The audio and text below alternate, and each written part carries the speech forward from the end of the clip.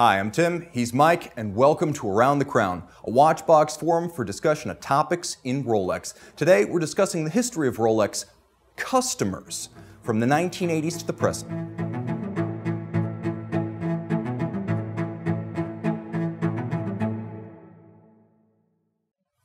I wasn't really aware of the 80s. I was there, but born in '84, I don't remember much. Tell me, who was the Rolex customer prior to the early 80s, prior to the emergence from the Quartz Crisis? Well, interesting you'd ask. Yes, I was around. Thanks for reminding me. But yeah, I started selling Rolexes in '83, so just getting started in it. But previous to that, it was really what was considered a tool watch. So if you were a professional, a diver, a race car driver, somebody who worked along magnetic fields and needed a specific watch to wear every day as your tool, you wore a Rolex typically because it was durable, you could wear it every day. So it was professional users, Pan Am pilots, Comex divers, British Ministry of Defense, Air Force Thunderbirds, that sort of thing. Yeah, more hardcore, outdoors people, explorers typically, you know, famously Sir Edmund Hillary, those kind of people who were really doing extreme things and needed a watch they could really beat up, bang around, that would always be there on their wrist. And for the retail customer, a lot of times it was the guy who wanted a hardcore sports watch but had more than Zodiac, Heuer, and Omega money.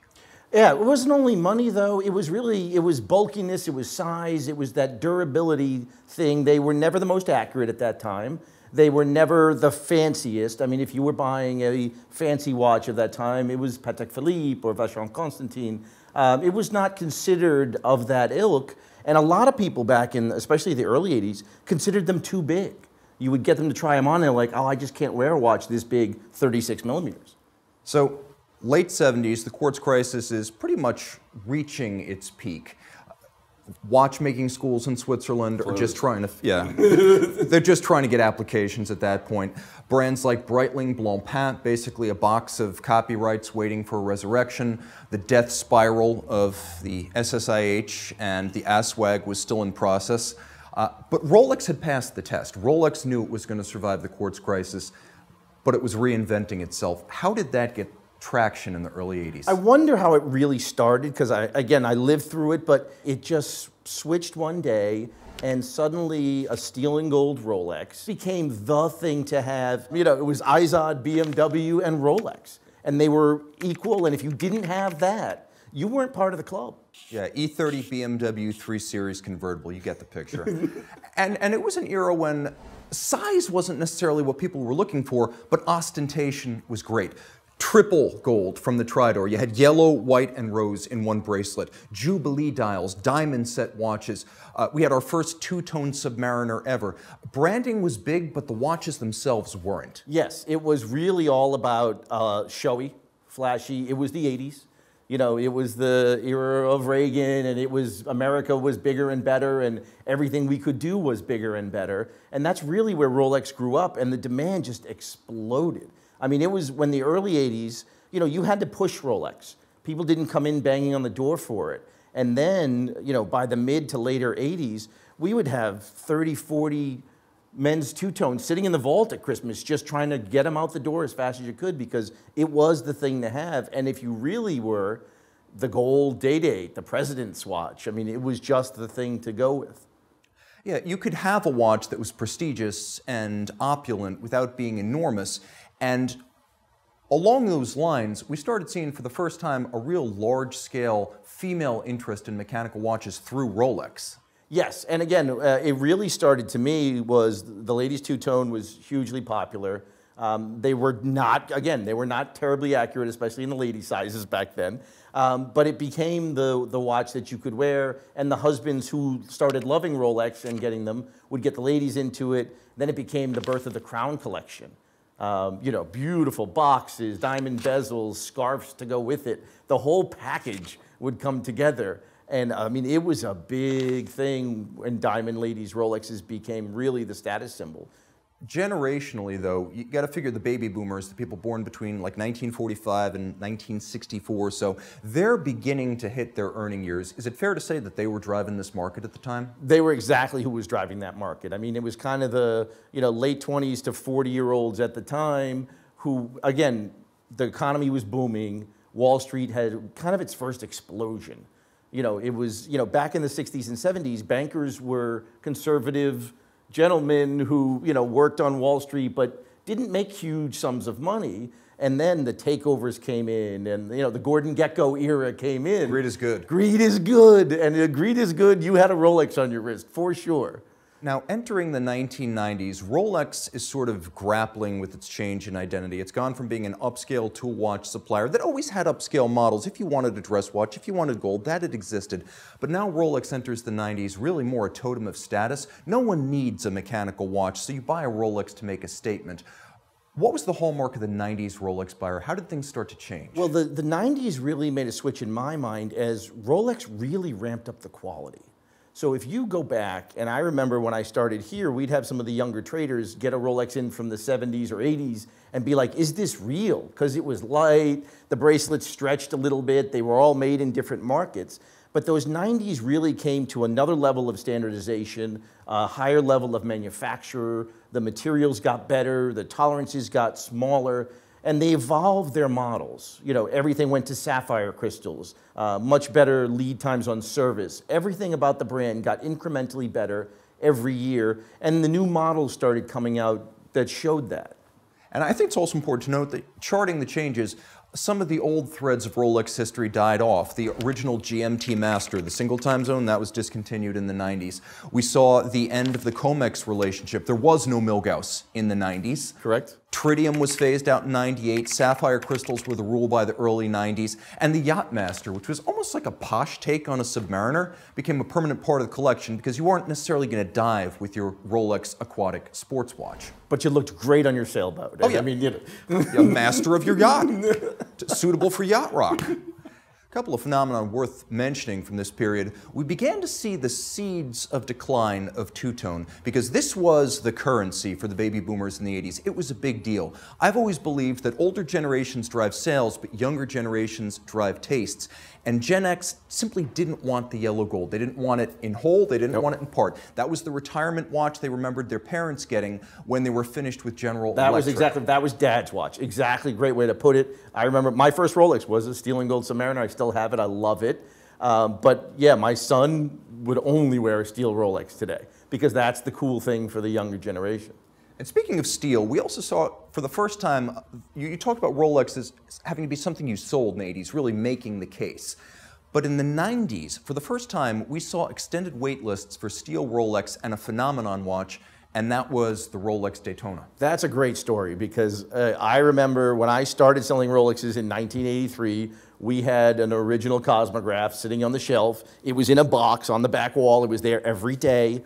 It was $2,150, and it lasted 3 years on that shelf. And finally, in '86, we sold it and celebrated as it was discontinued because nobody bought that watch back then. Well, of course, the Rolex Daytona with the automatic movement was a phenomenon in the 90s, but it was born of the 80s. You mentioned in '86 you couldn't sell the manual wind. Correct. The automatic comes out in '88. What changed? So it didn't happen overnight, but it got introduced. People started looking into it. People started talking about the movement for the first time. Rolexes were never really about movements before that. So the fact that it had a zenith movement, they were getting into it. And then after we got our first one, it sold right away. And then the second one, and then there was no internet to see this thing blow up overnight. But suddenly the phone started ringing, and everybody on the planet wanted to get one. And suddenly there was a list. And no one had ever had a list for Rolex watches. This was the first time.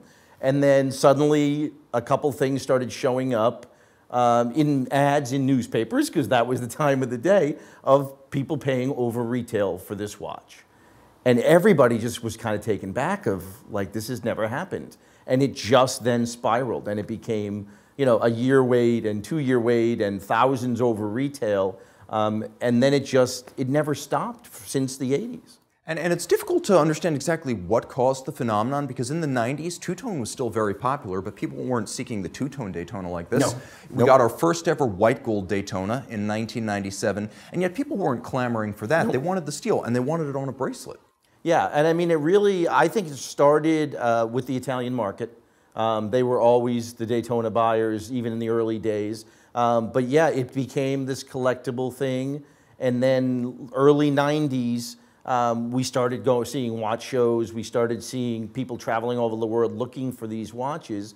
And it just kind of expanded upon itself. Now, what I find fascinating about the 90s is that the shadow of the future loomed. We started seeing for the first time browsers. We started seeing for the first time internet portals. We started seeing for the first time search engines. And all of a sudden, someone who wasn't a software engineer or a computer hobbyist could take his Netscape, Internet Explorer, Yahoo, America Online, and learn about watches from websites in Europe or even Far East.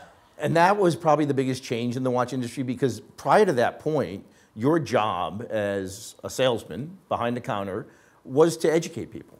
And it really was to explain and show the different models. And yes, there were catalogs that would come out, but there was no place to really research watches, as to your point.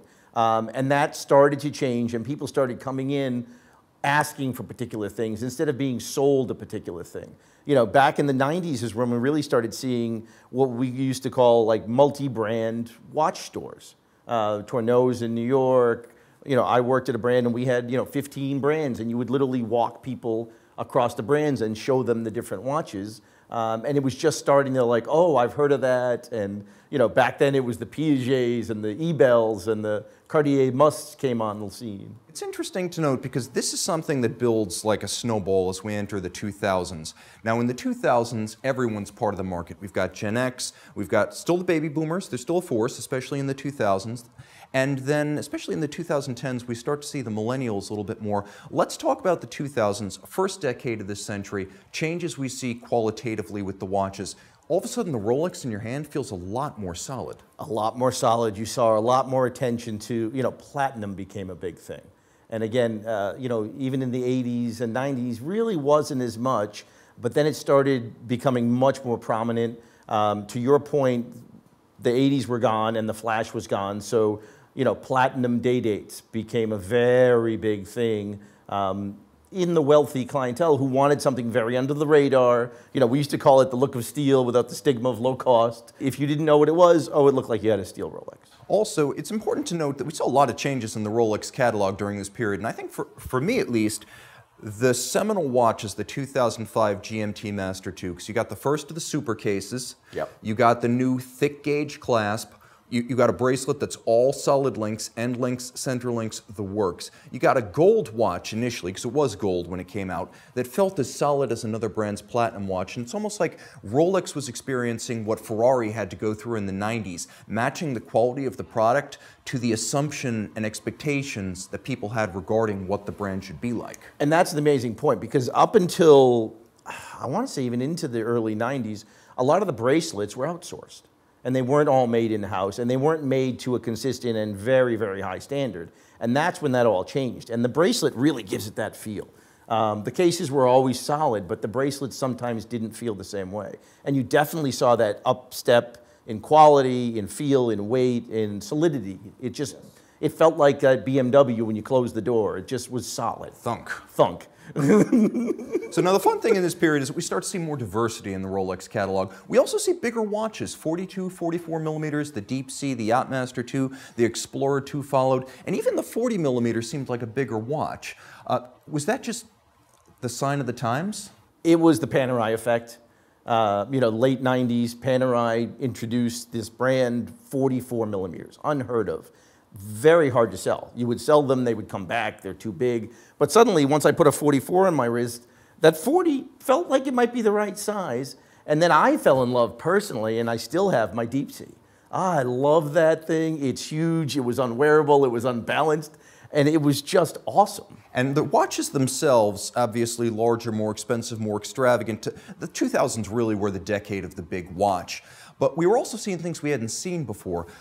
Programmable fly-back, fly-forward yacht timer. We were starting to see, for the first time ever, an annual calendar in 2012. Moving forward, the watches became more complex and the buyer became more sophisticated because of the internet. The internet drove the whole thing. The secondary market really started late 90s, early 2000s, whereas you could buy a Submariner and wear it for 10 years and suddenly you were getting back 80, 90, 100% of what you paid for it. This was another phenomenon that didn't exist with any other brand. There was a market globally and demand globally, so the secondary market became a thing.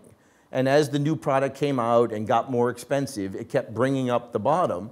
And suddenly, hey, I like Rolex, I can buy 2 or 3 of them, I can trade one, I can get another one, and I don't really get hurt. And that phenomenon really drove demand for the brand. So in addition to cultivating tastes for more complicated and larger watches, you had a more sophisticated buyer who might come into retail asking about a watch that he's also shopping over the internet from a dealer in Stuttgart. That became an issue for a lot of brands, especially in the 90s and 2000s, because pricing was typically done in each market, and currencies swung. I mean, you go back pre-Euro, you would go to 5 different countries in Europe, and the prices were different. Watches could be 20 or 30% cheaper in Switzerland than in New York, than in London. So you did start to see people traveling and buying watches in the islands, because they could get much better pricing. And the brands, and Rolex specifically, started doing this global pricing strategy and trying to figure out how to standardize that because of the internet. Tastes changed too, not just for complexity and size, but also for metals. It's fair to say that yellow gold was on life support, and two-tone, at least yellow steel, was almost dead in the 2000s and 2010s. Very hard to sell. About the only one that never died was the Submariner. And for whatever reason, that blue dial was special. Steel and gold in that model always worked. Still to this day, is probably one of the best-selling steel and gold models. But other than that, yeah, really, it was either steel or gold. And then you started seeing the white metals come on more and more, white gold, platinum, like we had discussed. And especially in the sport models, you started seeing precious metals. Now, in the transition from the baby boomers being the prime movers in the market to Gen X and then the older millennials, we saw a huge shift to something Rolex had not done a lot of in the 60s, 70s, 80s, and 90s, and that was rose gold. Rose gold definitely became a thing really in 2000, and almost to the point now where it's much more dominant than yellow gold in the line. Rose gold sport watches, rose gold Daytonas, rose gold GMTs, day dates. It was considered, even into the 90s, to be more of a ladies' metal. And then somehow it became much more mainstream, started in Europe, and really spread to the States. And now we see more rose gold than almost anything else. Yeah, we see an awful lot of variety in rose gold. At Rolex, we can see rose gold sports watches with rubber sheaths on the oyster flex. We see it with the GMT, which prior to 2018 had never been offered in rose gold in series, had never been offered as a rose steel two-tone in series, and yet 2018 out of the gate, we get both. A big change in taste and also a big change in product planning. So who's driving the Rolex market? Who's the customer in 2021? That's a great question because it's so broad now. I mean, it's certainly a huge woman's brand. I go back to the 80s and 90s, and it was Cartier and Ebel, and very few ladies really wore Rolex until kind of the 90s fashion models started showing up in Submariners. And the big sport watch became a look in the fashion world, and suddenly women started paying attention. So you have a very dominant women's business. My wife wears her Rolex every day and has worn a Rolex for years, loves them. But it'll run the gamut because the collection is so broad today. I would say that there are several different levels to the Rolex market today. The buyer has not been this nuanced in a long time. You've got the person who's general population, who is looking for the designer value, who wants that Rolex, and it's a check in the box, and that's the extent of their interest in the brand. And that's fine. When you're making 1 million watches a year, you can do that. Then you've got the collector, the guy who's maybe going to target newer watches, but he wants to project cultivated taste. So he's getting the Milgauss Z Blue. He's going to get an Oyster Flex Daytona if he can. He's going to go out and buy a chronograph because it's been discontinued and that makes it cooler. And this guy is going to try to prove that he's not chasing a fad. And then finally, you've got the retro grouch and the dedicated vintage collector. And he's a separate breed. Yeah, I mean, we could spend 3 hours just going into the vintage world because it's a whole different world. And it was a world up until a couple of years ago Rolex largely ignored. I mean, they were only interested in what they were making in the collection today. And I had the opportunity once in, God, it's got to be 12, 15 years ago, to go to the factory. And it was the most amazing building I'd ever been in. And we went for a tour, and I was there with my boss at the time. And at the end of the tour, he asked our guide, where's your museum? And looked at him very straight face and very Swiss and said, why would we want to show inferior product? because everything we made yesterday is worse than we make today. You know, it's funny. They're located in Geneva, but they have a very German Swiss ambiance about them. The legacy of Hans Wilsdorf, I guess. That Absolutely German lives on. Just they truly believe that, and that is it is the mission written into Rolex's principles, is to build the best watches in the world. And every day you have to improve what you're building. So they never did look back. Now that's starting to change because they're appreciating how important that is. But that was definitely the philosophy 10, 15 years ago. The customer is also very online today. Now, we're not talking the buyer of a new Rolex, because those are always through dealers. But the person who's shopping Rolex today is hugely in social media. I posted a rainbow Daytona the other day, gone in 24 hours. Mike, how plugged in is today's Rolex collector? It's amazing to me, and literally to your point, the social media aspect of Rolex specifically, it gets everywhere. Sports figures wearing Rolexes, celebrities, and just regular guys with a bunch of friends. I mean, you go to almost every market and there's a collector's group, and it brings new people in because, hey, your friends are all doing it. You kind of you're like, hey, that is pretty cool. So Mike, is it fair to say that in some ways Rolex has sort of become the Marvel Comics of the watch world? And get me here. Starting as a sort of nerd niche back in the 70s, you have something that's not just gone mainstream, but done it with a remarkably consistent level of quality and passion. It's gone global for sure, and it is now one of the top, I think it's one of the top 5 recognized brands in anything. It's Apple, it's Google, it's Rolex. It's an incredible creation that they've done globally to build this brand around a product that 30, 40 years ago people thought was obsolete and over. And now they've built it into a brand that's one of the most iconic brands, it's one of the most iconic products, and it's globally accepted as a cool thing to have.